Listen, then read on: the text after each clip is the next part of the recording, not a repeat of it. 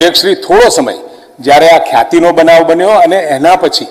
આપણે ઘણા બધા સુધારા અને ફેરફાર કર્યા છે। એમાં નવી એસઓપી દાખલ કરી, નવો ક્લિનિકલ એસ્ટાબ્લિશમેન્ટ એક્ટ લાવ્યા, એમાં પણ જે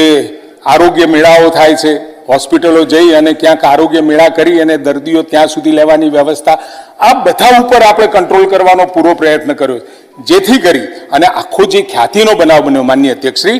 PMJY યોજના પહેલા આપણા ત્યાં મા કાર્ડ હતું, મા વાત્સલ્ય કાર્ડ, અને જ્યારે હવે પ્રધાનમંત્રીએ આખા દેશમાં આ યોજના લાગુ કરી હોય એટલે આપણે પ્રધાનમંત્રીશ્રીનો આભાર માનીએ કે જે રાજ્ય સરકાર પોતાના ખભા ઉપર જે યોજના લઈને ચાલતું હતું એમાં સહયોગ આપવાની, એમને આપણને સહયોગ આપ્યો છે, નાણાકીય સહાય આપણને કેન્દ્ર તરફથી મળે છે અને કુલ મળી અને લગભગ 2,71,00,000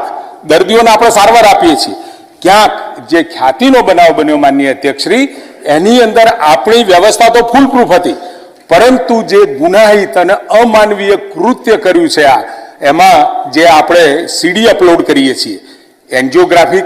કરતા સમયે જે સીડી લેવામાં આવે છે, જે સીડી આપણે અપલોડ કરીએ એ અપલોડ પહેલા નહોતા કરતા, આપણા પોર્ટલમાં એવી વ્યવસ્થા નહોતી, પરંતુ અને એમાં સમય પણ વધારે લાગતો, કારણ કે એ આખી સીડી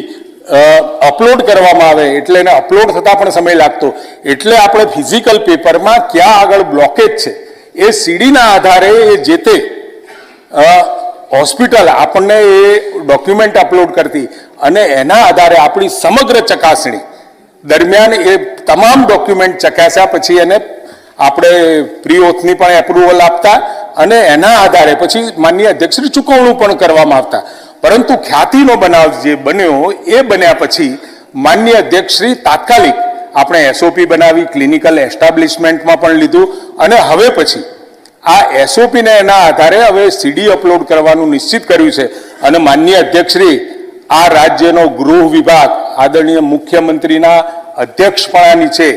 બિલકુલ મજબૂત છે, આપણે આપણી ફરિયાદ કરી શકવા સક્ષમ છીએ, અમારે કોઈને બચાવવાનો વિષય નથી। કોઈ પણ હોય સાહેબ, આમાં કોઈ પણ હોય તો એ તમામને આ તપાસણી હેઠળ ગૃહ વિભાગે અને પોલીસ તંત્રએ ખૂબ સારું કામ કર્યું છે। આપણે બિલકુલ પારદર્શક રીતે આ થઈ બનાવની ચકાસણી કર્યા પછી અત્યારે એક ચાર્જશીટ થયું છે અને કાર્તિક પટેલ પાછળથી હાજર થતા એનું બીજું પણ પુરવણી ચાર્જશીટ કરવાના છે। માન્ય શ્રી